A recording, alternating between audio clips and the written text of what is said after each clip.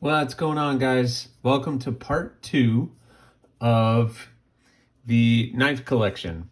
This video is going to be mostly based off of how it kind of all began into the newer production folding knives and how it progressed. And then, so I have a couple knives I want to share with you. And then we're going to get into some of the later videos, early production or late production stuff, which really is where I really get into my craziness. And that's where it all began. But this is where it all began, which I just said, so I'll say it again. And so, but before I get started, if you want to please like, subscribe, leave a comment or not, that choice is yours. It does help me out. It does let me know what I'm doing is interesting for some of you. If not, I'm going to continue to do it just because I enjoy kind of sharing some information with the tens and tens of views that I get. Anyway, so this is where it all kind of began when it comes to production folders and my folding pocket knife. So little interesting. This is the Buck Nano. Basically, the story behind this and how it all began is I found myself in charge of packages that were coming in and out and ordering at a position that I held. And so I found myself opening up a lot of boxes, going through them, and going and finding the scissors was getting to be kind of a pain in the butt. My boss was going through his desk one day and found this old Cabela's gift card. He gave it to me and was like, here, maybe you could buy something. I think there was only like $10 on the gift card. So I ended up buying this. And so this lived in my pocket for quite some time and just perfect for opening up packages. And it was everything that I ever needed. I could slip it into my pocket, forget it was even there. So this is kind of where it all began. Great little knife. I have no complaints about this. It's just a lockback knife. Buck Nano. So I can't tell you exactly what retail on this is. Very cheap, but it's a great little knife. Can't say anything bad about it, and you could tell I used the heck out of it, and it's scratched up and very worn. Like I said, that thing was thrown in my pocket for many months until I kind of upgraded a little bit. So we'll leave this guy right up here. So next, I was seeing that was being used an awful lot. And I decided to use, at the time, credit cards had points, and credit card company itself had a shop where you could use your points to do it. So I went on there and I said, I have all these points. Do they have knives? And I found two. The first one is this. Yep. A Ka-Bar. I'm playing with lights, guys. I'm playing with some lighting. I don't know if it's gonna come off that way or even if you can see it. But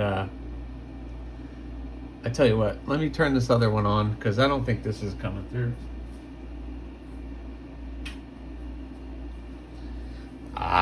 That's a little bit better, huh? So this is the Dozier Designs Ka-Bar. This is the smaller version of that blade. So there's the larger one and the smaller one. Of course, I'm always going to lean towards a smaller blade. So this is a really nice knife. Cheap. Will last forever. Very simple. Block back design. You can see by the clip I used it an awful lot. It slid into my pocket and happened to be my daily carry for quite some time. That little thumb stud is good to just roll it out. It's not really something you flick open, but it's a great blade. Again, Ka-Bar. This is a Taiwan made blade, but an excellent blade, excellent knife. The larger version, just as good. And this one lasted me quite some time. So I used that one. I was really happy with that purchase. we'll put that there. The second one was a little bit more interesting. This is also one of my only Bokers. So this is a Boker Plus. It was a titanium drop point, so it didn't really have a name. Made out of 440C. Right there on the blade, 440C. Lockback knife. But this was just titanium. And I found out that you could heat anodize titanium. So I got a little crazy. I took this knife apart, which I'm looking back on it, had no idea what I was doing. And I heat anodized this knife, and it came out pretty good on this side. On the other side, I got a little carried away with the heat, and I heated it beyond the blue purple and started to get into the reds. Doesn't look bad. I really wanted to keep this on that side though, so I didn't really mess with it too much. And this is my only Boker. I would like to get some more. It's just nothing has really come up and thrilled me to buy it. This is a large knife for me. Really, 3¼ inch blade is kind of where is the top of my want, and when it comes to a knife. And this one is coming in at about just about 3½. So 3¼ to 3½ is really the sky's the limit for me for a big knife.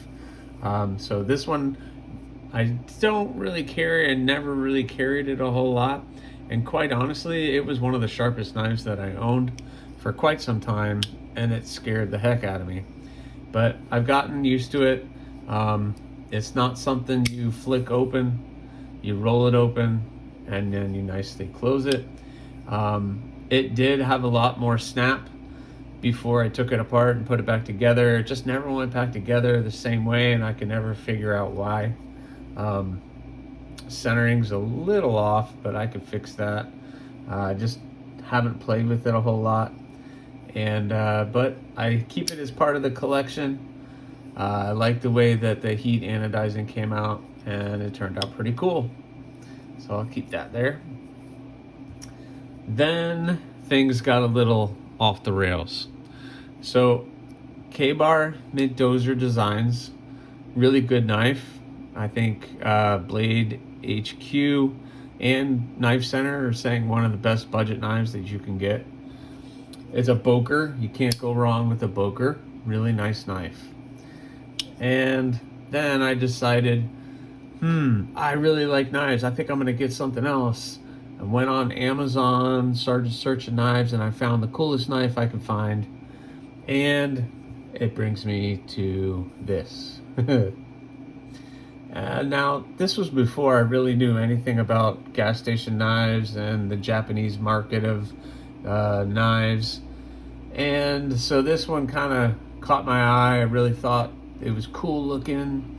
Had no idea about tip up, tip down. I didn't know anything.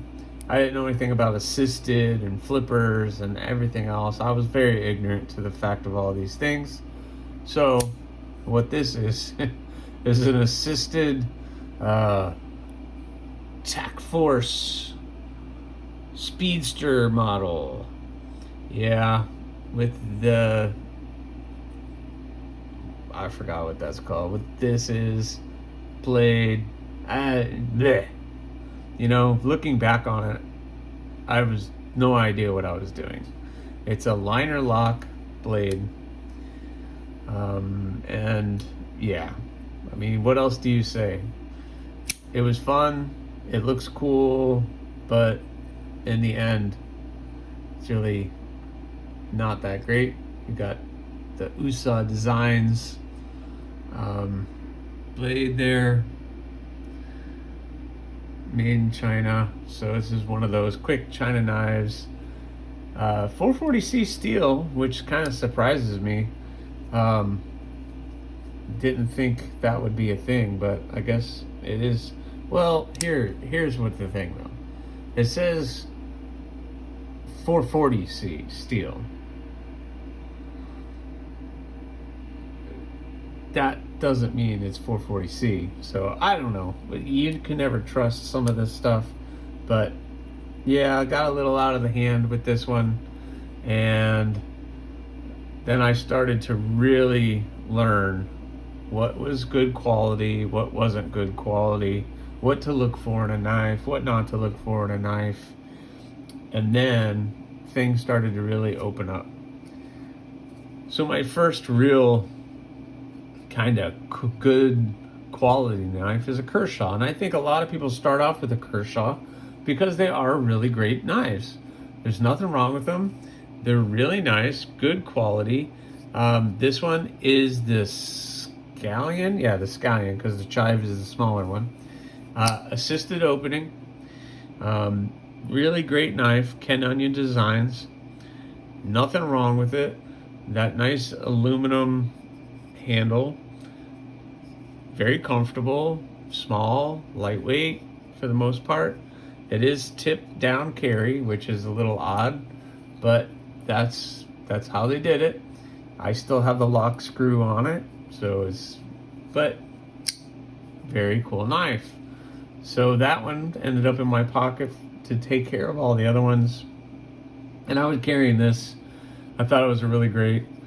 I really liked that snap of that assisted blade until I learned that you can get that same snap with an unassisted blade.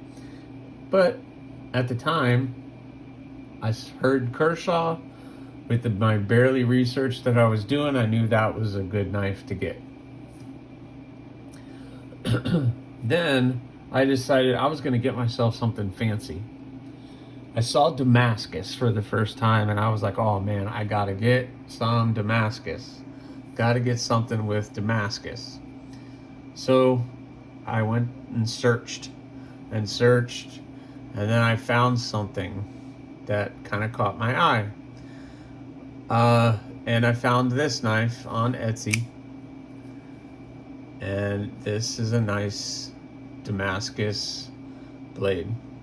Wooden handles. What I'm thinking this is, tip down carry, liner lock. What I think this is a kit that someone got, and then they did their own wood handles, which are done very well. Not a lot of space in there. That space right in here, really nicely done, shaped very well. It's thinner here than it is in the back, so it does give you a nice grip in your hand to be able to grip it and hold it. But I started to find some issues with it. It's got plastic washers, which, okay, that's fine. The Damascus does have some texturing on it, so I don't know if it's a really good quality Damascus. But my biggest problem with this knife is the lock. It does seem like it locks up pretty good, but if I apply any major pressure to this, I can get it to break. So it's something that I'll throw in my pocket every once in a while, but I don't really like it because I don't trust that that lock is really going to hold it if I'm going to be doing anything else. It does have that thumb stud opener, so you can pop it open with the thumb stud. You cannot reverse flick it. You see this has that nice space right here that you can get your thumb in, but on the other side, there is no space. That thumb stud is right up against almost the frame there, and there is nothing to get your finger in there. You can't, there's just nothing. So this one ends up just being on the shelf. Every once in a great while, I'll throw that in my pocket. I've actually put an edge on it, so it is sharp, but like I said, it's not something I really pull out very much because that lock I don't really trust it as well as some of the other ones. So this 6 were kind of the core of the collection for a little while. And then, you know, the wife, the kids start getting me stuff. My wife bought me this. She was like, oh, you like Damascus? You like blue? I'm going to get you a knife. So she went, who knows, someplace, eBay, something, and bought me this. So it's a locking back Damascus, almost traditional slip joint looking knife. Um, you know, I love it because my wife got it for me. It's got all this details here. It's got the brass. But we have some issues with it. I don't know if you guys can see that. I'll turn it maybe this way. Yeah, we have some issues with that blade, the way that it was ground. It's a little crooked. It's not very even. So I don't know if it was handmade or not, but you know, it was the sediment that counts, right? But yeah, still has a nice little snap to it. It actually came with like this leather sheath that you could put it in. Not that you would ever do that. That would just end up getting thrown in my pocket to do it. But it's not something that I've ever done. I keep it around because my loving wife gave this to me, and it does mean a lot. Speaking of something that, you know, someone gets you that it means more sentimental than anything else, is the first knife my daughter got me. She was in a big box store and saw this one. And she was like, well, you don't have anything that looks like that. I'm going to get it for you. So, okay. And she got me that. So what this is Ozark Trails liner lock knife. Tip down, nice brass. It's a heavy beast. Got the plastic that looks like bone. But, you know, one hand open, one hand closed. It's fairly sharp. And if I ever wanted to just have something in my pocket, I could do it. But I just have so many other options I would rather go to. But I keep it because it was for my daughter. And I could never get rid of something that she got me. So I have one more. The last one is just something that I picked up for myself because of the name of that knife. So what this is the Ka-Bar Tegu. Ka-Bar blade. If you don't know what a Tegu is, it's a type of lizard. And they're usually found in South America. And I am a big reptile freak. And I used to keep and breed and collect reptiles before, well, yeah, since I was a kid. And I used to have a Tegu. And so I saw the Tegu. I saw this line of Ka-Bar knives, and this one was called the Tegu. They have an Agama. They have all these different names of different lizards. So I had to get it. So I got this one. So again, tip down carry. It's kind of a heavy beast. You can reverse flick it. It's not very easy though. You can use that opening to do the thumb flick. But it's a heavy beast, heavy knife, steel frame, no cutouts or anything on the inside. It's not milled. As you can see, it's all flat in there. And it's kind of heavy. And I did carry it, and I have used it, as you can see. But it's not something that ends up in my pocket very much anymore. It usually is gone into the case as sentimental to me. That clip is giant, but it does work. That'll get you right there, and it gets caught on everything as you're carrying it. Very extreme bill on that, but it's a Tegu. How can I say no to the Tegu? I love my Tegus. But anyway, so that's it for right now. Part 2 is done. I'll share one more with you because I just have it here and it's always sitting here where I do these videos. This was another gift from my daughter, and this was a quality one. The Cold Steel Tough Light. This is my only cold steel knife, and I love this thing. This thing gets so abused and so used, and I haven't had any issues with it. This thing is great. I definitely recommend anybody getting one of these, but boom, it's still got a nice snap to it.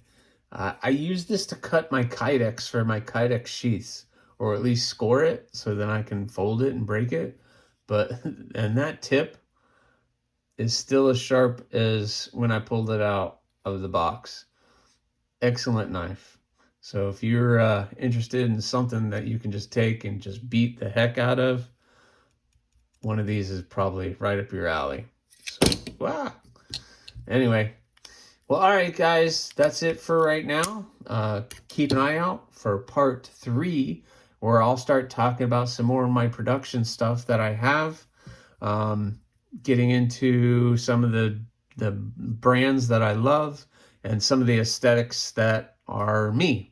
So anyway, please again, like, subscribe, leave a comment below. Go on Instagram, find me at AriesEDC, and I'll be looking for you next time. Thanks.